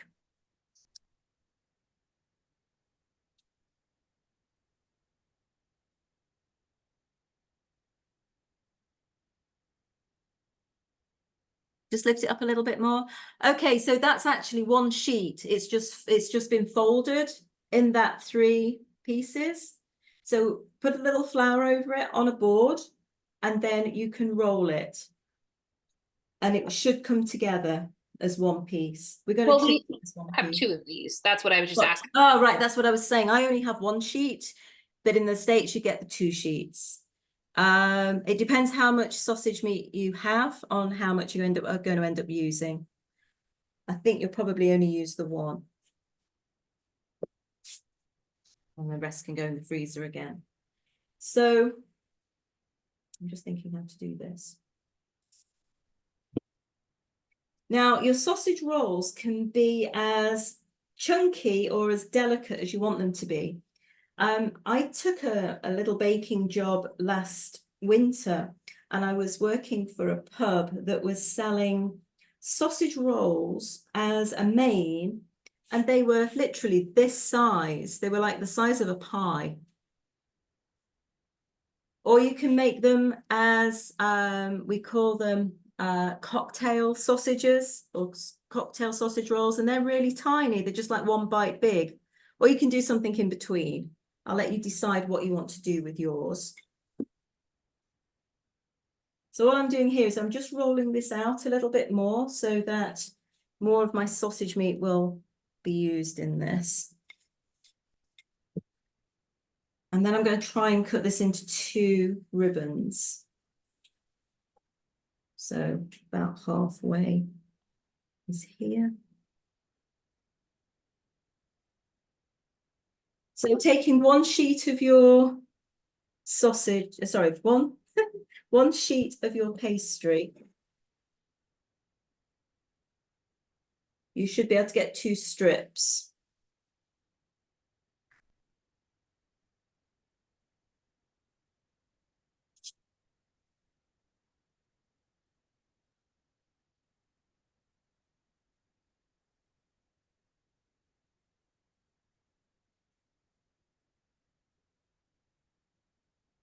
I'm just breaking an egg because this is going to be our egg wash. It's also going to be our glue for sticking this together.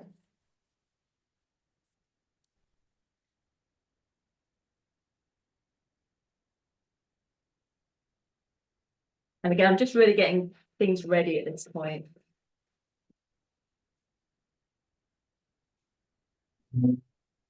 Any questions? Everybody with me so far?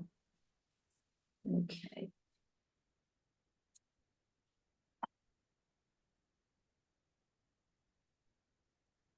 Any questions?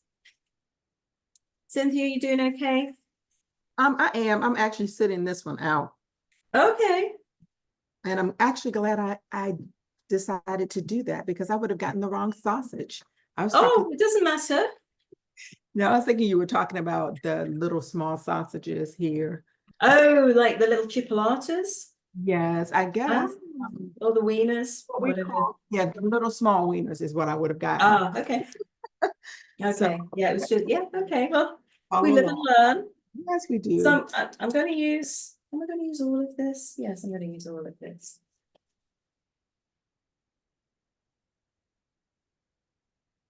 So all I'm doing in this large bowl, this white bowl, is just putting my sausage meat in there. So just got my sausage meat in there, and I'm going to run out of space and just make a little bit of room. Okay. So I'm just mashing my sausage down just to break it up a little bit. Like I say, this does have like a cereal in it, but this is English sausage. In the States, your sausage meat is like 100% meat and really, really filling. The two ingredients that I like to use in my sausage meat is sage. I'm just going to put a couple of teaspoons worth in there. And again, I'm doing that by eye, just enough to cover it. And I'm going to put some ground pepper, ground black pepper. This is just going to give me the seasonings. Now, if you are using the Jimmy John's pre-seasoned sausage meat, you don't need to do all of this, but I wanted to give you the choice and the option. Let's give that a bit of a mix.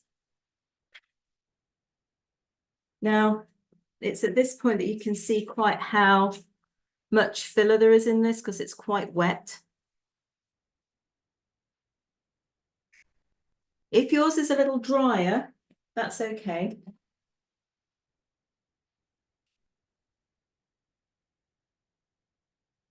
We can all have some different versions of what we're doing here, but I think generally this is quite an easy thing to do.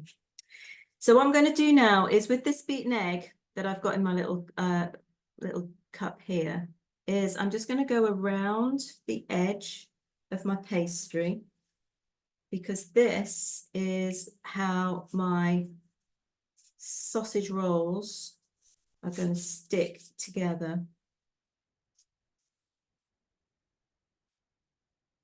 Oh, I'm just having a quick look over at the oven, actually. My just a sec.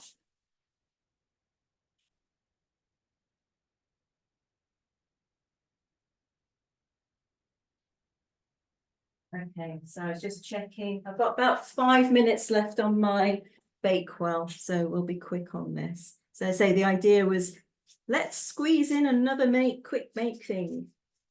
Well, our main item is baking away. So I'm just taking the pastry brush and I'm just pasting like a line all the way around, because that will help seal in my sausage roll.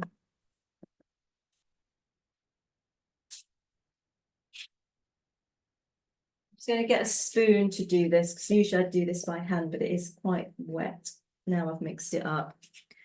What we're going to do is just put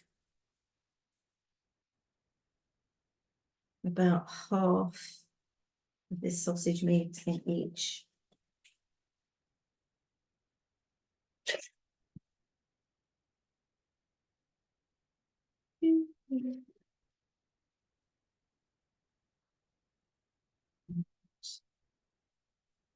And then, in fact, I'm going to get a little bit of flour.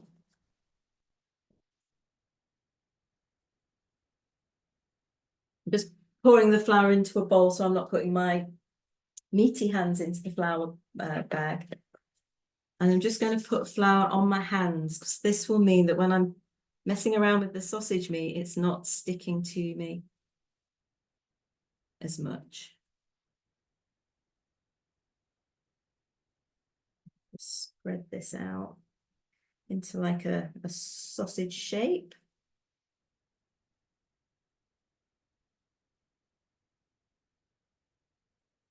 Take a little bit off that one and put it on this one. There we go. So just kind of even that up between the two pieces. Wash your hands.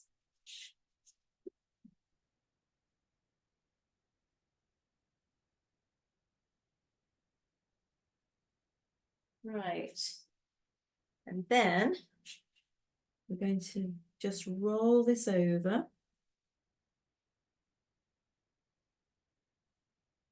Like so. And then roll it over. Yeah, I'm surprised at how popular sausage rolls are in England. They are just amazing, especially with puff pastry. Okay, so now we have 2 long sausages. Now I need a sharp knife.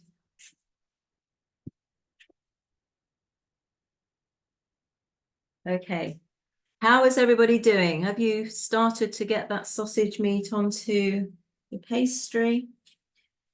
Now, I've not got sausage right at the very ends of this, because like I say, I've made one lot of sausage go into two long rolls here.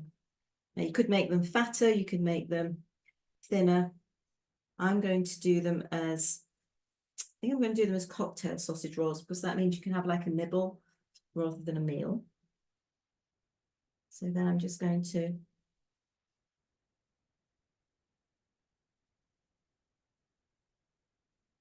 put both at the same time.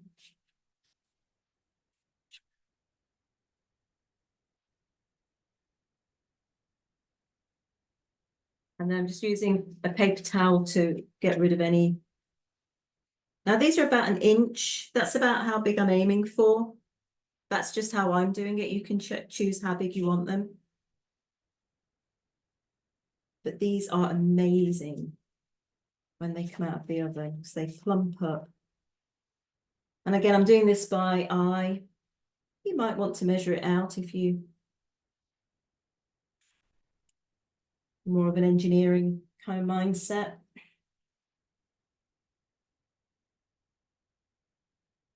And so just keep cleaning the knife off. That is ends. Okay, I've ended up with 2 very big ones, but that's okay. They don't have to be perfect.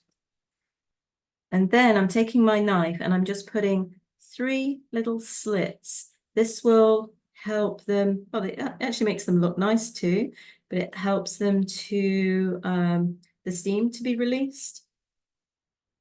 1, 2, 3, 1, 2, 3. And those are my own pieces. Yes. Now here is a tray with a piece of parchment that I prepped earlier.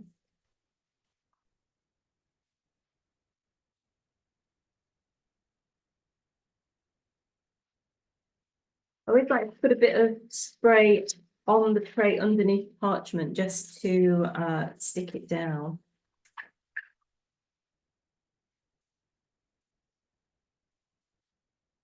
Stop it from sticking. And then what we're going to do is put these onto the tray. Oh, that's my Bakewell Tart finished.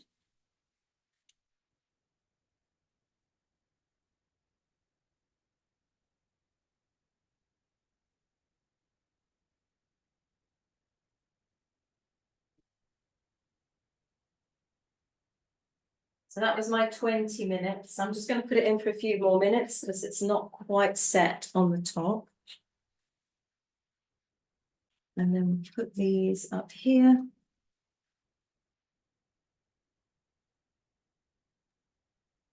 Tina, how did you do the 3 lines that you cut in? Just Could I with see that? just with the tip of my knife, I just went in like this. Can you see that? All right, thank you. Yeah, just the tip of a sharp knife. And then we are going to use the rest of this egg wash that we made as the glue. And this gives them a nice golden color once they get baked off. And we are going to have to put the oven up a little bit higher to 400. For these, pastry always takes a little bit more cooking than sponge. Give it that nice golden color. Now, if you don't have eggs, you can do this with milk, and that'll just give you a milk wash. It doesn't go so golden if you use milk as your wash. Or you can do a combination of egg and milk. but I like using egg. If I've got them in. They're not all the same size. I have rushed this a little bit, but I'm trying to get this fitted in between.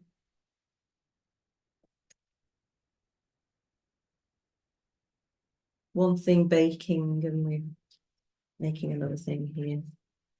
There we go. I'm just making sure that my sausage meat is sitting inside my pastry. And I've made 12, not necessarily all the same size. I don't think I get full marks for consistency there, but they're going to taste good.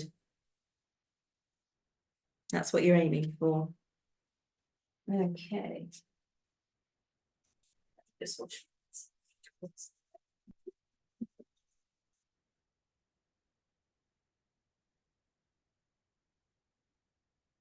Okay, how is everybody doing?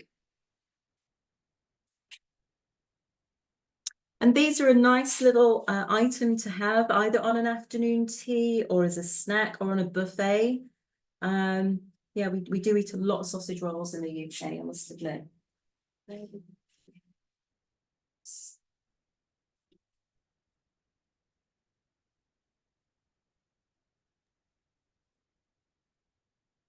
Tina, you had onion salt listed in the ingredients. When do we? Oh, I'm sorry, that should have gone in. Sorry, I'd forgotten I'd put that on there. Bakewell Tart or Bakewell, not Bakewell, almond slice, and that'll get sliced up when it's cold.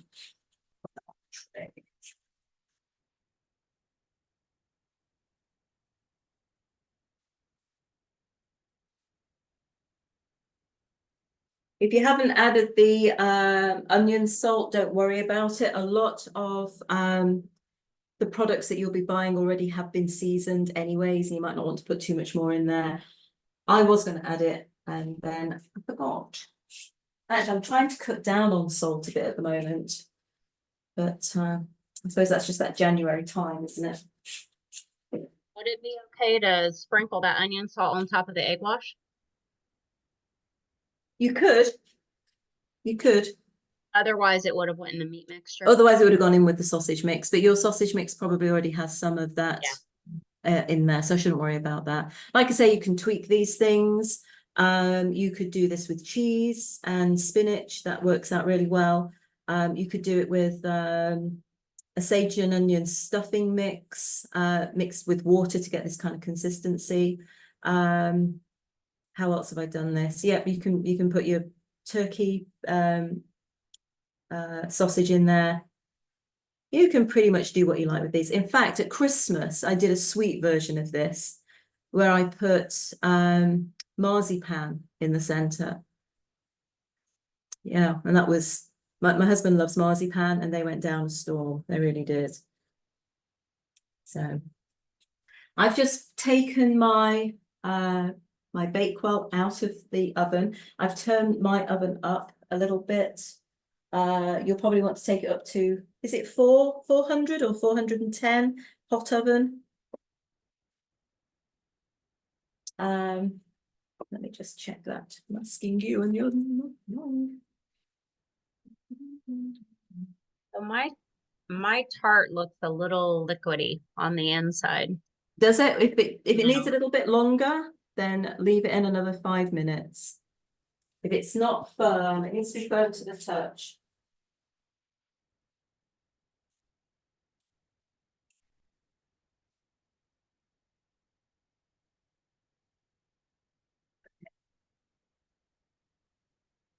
So I'm now going to put my sausage rolls in, and they're going to go in for 25 minutes.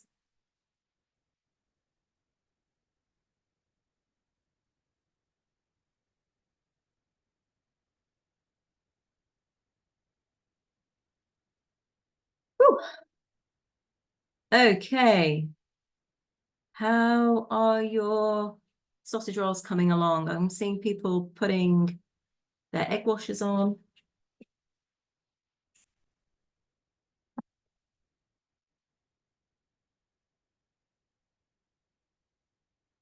Oh, nice. Oh, yes. Lovely. Cool beans.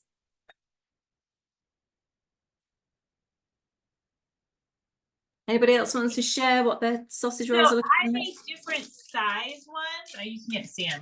I made bigger ones and Okay, then that's good. smaller ones. And Oh, so nice. I'm guessing that the smaller ones will cook faster than the bigger ones. Is that true? Possibly, yes. So just keep an eye on them. The 20 to 25 minutes bake time is an approximation. I had to turn my Bakewell Tart around because I have a hot side of my oven and a cooler side of my oven.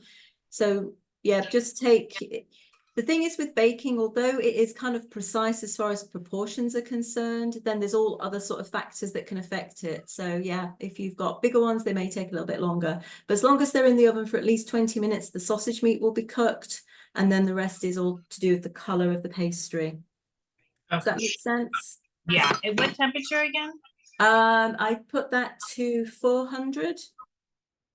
That's what I was looking at, wasn't it? 400, 410. Let me just check that for the conversion. So it's 200 C to 400. Yeah, 400.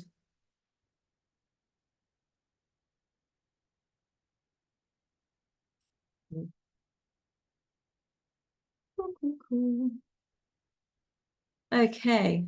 Are we all looking forward to trying some of these things? Yes. Excellent, excellent.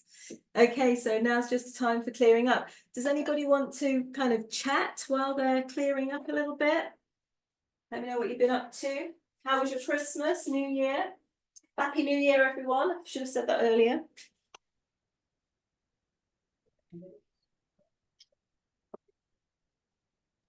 Wait, sorry. How long do you cook the sausage rolls for? 20 to 25 minutes or until golden brown. Got it. Thank you. Yeah. It's in the refrigerator, right? Yes.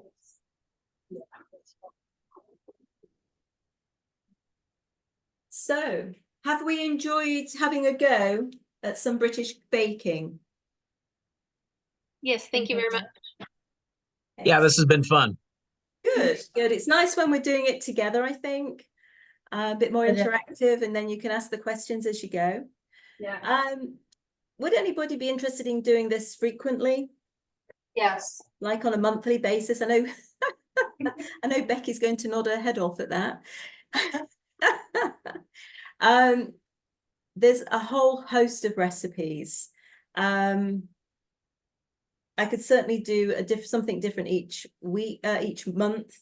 I could do more baking. So what I'm thinking maybe next time, I know it's like a basic thing and I've done it many times, is a scones class, but also including 2 types of scones. So we'd do a regular fruit scone, which is an improved recipe to the one in my recipe book. I'm almost embarrassed to say. And also my triple cheese scones, which have been a complete and utter hit here in the UK. So if anyone's interested in that, let me know. Let me know. In fact, let me know in the chat.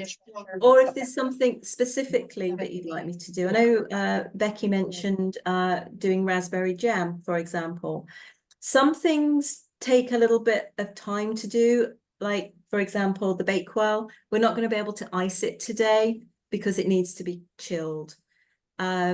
What we could do, in fact, what you should do when you get your Bakewell out of the oven is let it cool down, take it out of the pan, and you can rapidly chill it in the freezer, and then you can add some icing to that. Now, we use confectioner's sugar and water. Just add the water teaspoon by teaspoon so that it's thick, because you want it opaque. You don't want it like a lemon drizzle cake where you can see the cake through it. You want it to be completely opaque so you can't see through it. Do you add any almond extract to You that? can add almond essence to it, but do that all how shall I say, add the liquid to the sugar, never add the sugar to the liquid, because it'll never get to the thickness that you need it to. And it's very easy to make it too runny too quickly, in which case you just add more of the confectioner's sugar. And then you can add a cherry on the top. Now, I think, again, a bit confused on different terminology, but we call these glacé cherries. I don't know if you can get them in the States at this time of the year. Before Christmas, they are very common between Halloween and Christmas. But put a half or a quarter cherry on the top, and that becomes a cherry Bakewell. The version I'm doing is an almond slice. So everything is the same, it's just the topping is different. So I just put those almonds on top. Or you could just have it plain, put a little bit of confectioner's sugar once it's cooled down, or just before you serve them. Everything that we're cooking today, you can also freeze. So you can stick them in the freezer and then just pull them out as you need to, and then either warm them up in the oven or the microwave if you want the sausage rolls warm, but they are also very good served chilled, and that's how we would have them on a buffet here in the UK. I know sometimes the idea of eating a cold meat pie sounds weird, but trust me, it does taste pretty good. So can I ask you a question? Of course, ask away. Do you leave it in the pan to cool, or do you take it out? Yeah, leave it out, leave it in the pan for about 10 minutes. Okay. Is that okay for me? No, Then do actually, you with turn this, it out? Or? no. What I would do is I would leave it to cool down completely, and then you can cut it in the pan. If you're doing slices, you can ice it in the pan and then slice it once the icing's set. Okay, so keep it in the pan. Yeah, keep it in the pan because it holds it all together then. Otherwise it gets okay, and then you serve sausage rolls cold. We do serve them cold, yes. They're very nice with a chutney. So we would refrigerate them and then they'd be served on a buffet. Yeah. So they don't have to be hot, but they are nice either way. Yeah, and that, yeah. Yeah, sausage rolls are looking good. Katie's saying the coronation chicken salad. I certainly can. In fact, I did a class on how to make all the finger sandwiches. So if anyone's interested in that, that's something we can add to the list as well. What? I was just saying coronation chicken salad. We could do all the finger sandwiches that go in an afternoon tea. We could do a class on that. Maybe include some scones in there as well, so you've basically got a little afternoon tea for you to go at. That could be fun. Jams, I say they do take a little bit more work, and it can be a bit dull because you're just waiting things to boil. But I can certainly do a class on jams in general. What else? Oh, who's asking this about the tart pan? Remove the ring. That's mine. So the kind of lifts out, or should I still keep it in the pan? No, keep it in until it's cool, till you've iced it, and then slice it, and then take them out from there. So have you done a square one or a round one? We've done like a round one. A round one? Oh, okay. In that case, you won't be doing slices. You'll be doing slices. You won't be doing finger slices. You'll be doing it's like yeah. But no, I'd leave it in there until you're ready to go, because it just holds it together. Because the icing can kind of run everywhere if you're not careful. So you might as well keep it in the pan until you've done that. Let it set and then take it out.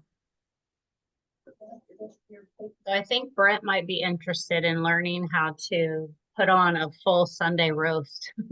Oh, really? Yes. Okay. Me too. Okay. In that case, Yes. Yes. In that case, I might have to hand you over to my husband, because this lunchtime we did. David did all of it. We had roast pork with crackling, which is the skin. That's crackling, with roast potatoes, roast parsnips, carrots, Brussels sprouts. So it's a bit like it's a bit like Thanksgiving, but just one part of it. And David did all that himself. So he's yeah, no, he's really good. So he's really my meats guy. But yeah, we could do that. In fact, if we did that about this time, we would be having it for dinner and you'd be having it for lunch. Well, perhaps you wouldn't, you'd be having it for like mid-afternoon. But anyway, yeah, this time difference thing's a bit kind of weird. Yeah, we could do that. What sort of meat would you want to do? Like we could do a roast chicken, we could do a beef joint, we could do pork. The only challenge we have is that we do butcher our meat slightly differently here in the UK than you do in the States. So we might have to give some I think consideration. the beef was our favorite. I like the Beef? pork, but the beef was The just beef. I think Yeah. I have beef too. Maybe. Okay. Well, if we can get maybe 3 or 4 people on that, we could certainly do that. Yes. I'll put that out to the group and everybody that's in this group. If I'm okay to kind of reach out to you again to let you know what we're going to be doing, and then the invitation. Say again. Steak and ale pie. Steak and ale pie. Yes, we can do that. I know Now, you've done that we've done it before, but you yeah. know what? I haven't made them in a while, so Yeah, it'd be good and to we've do made it the again. pastry now, so we can Yes. use pastry. I mean, we could do things like apple pie, which I know is kind of simple, but I've got some I've got some apples in the freezer actually that a friend gave me that we chopped up and froze. So we've got ingredients for apple pie. Gosh, there's so many things we could do. But yeah, let me know what you're thinking, and we can put something together, and maybe have a monthly or bi-monthly program of things to do. So you can carry on having a taste of England, even though you're not here with us. I do have a tour coming up in June for anybody that's interested that hasn't already said that they can't make it. We're going to be going up to the Scottish borders.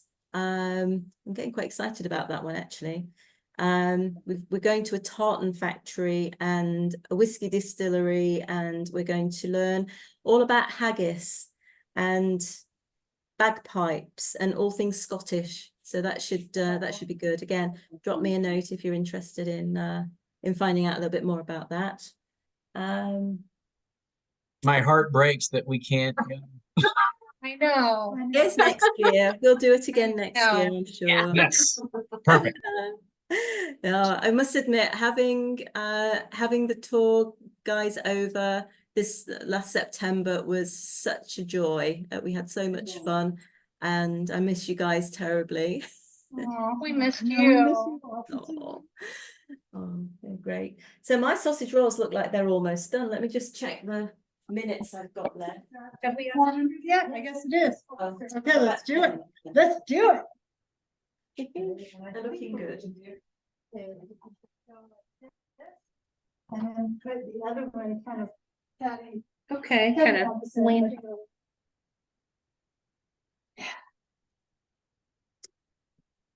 Yep.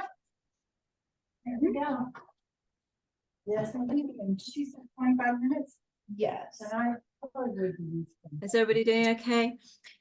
So Cynthia's in my tea room secrets group. She is starting. Well, tell us a little bit about what you're doing with your business, Cynthia.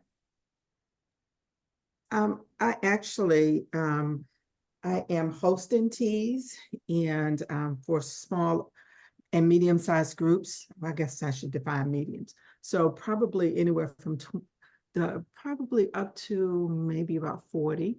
Mm-hmm.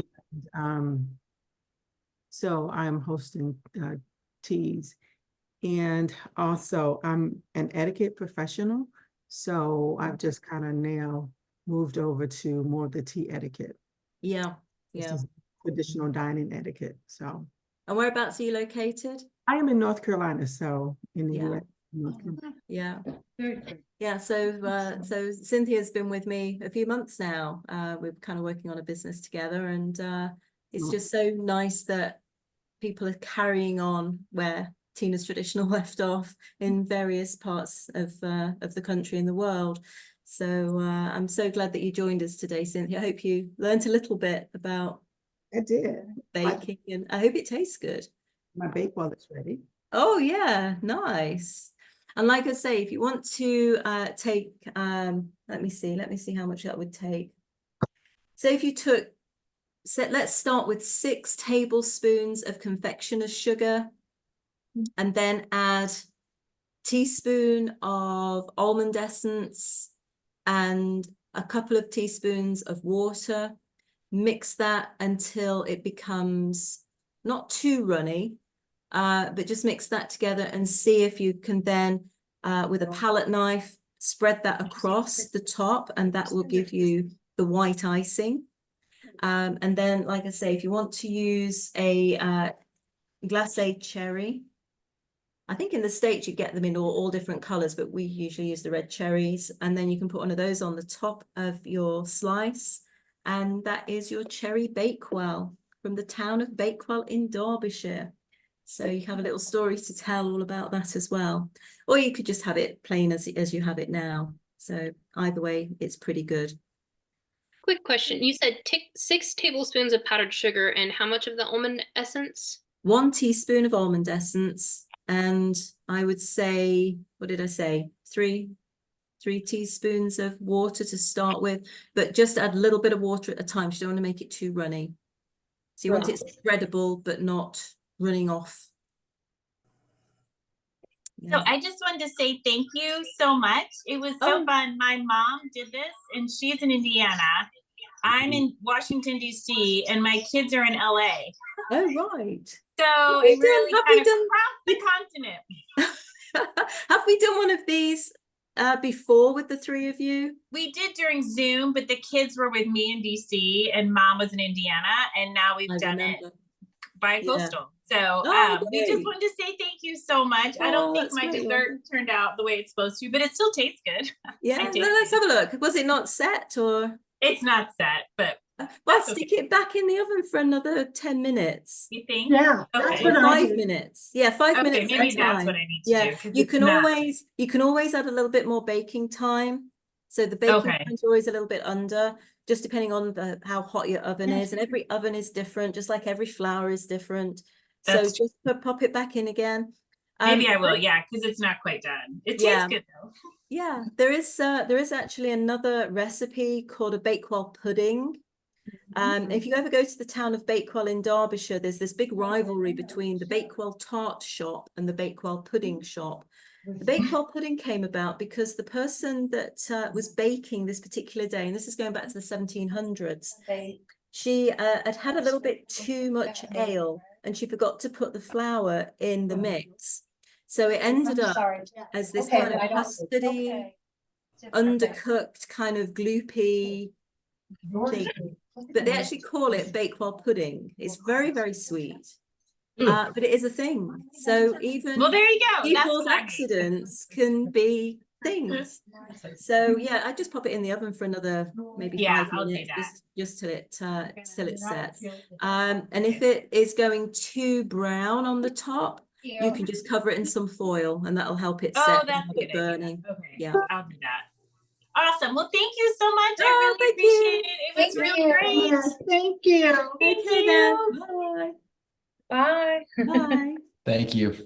Thanks You're a welcome. lot. You're welcome. Until next time. Until next time, yes, I'll pop something out to everyone, let you know what I'm thinking. Oh, that looks good. Yeah. Hey, a little plug.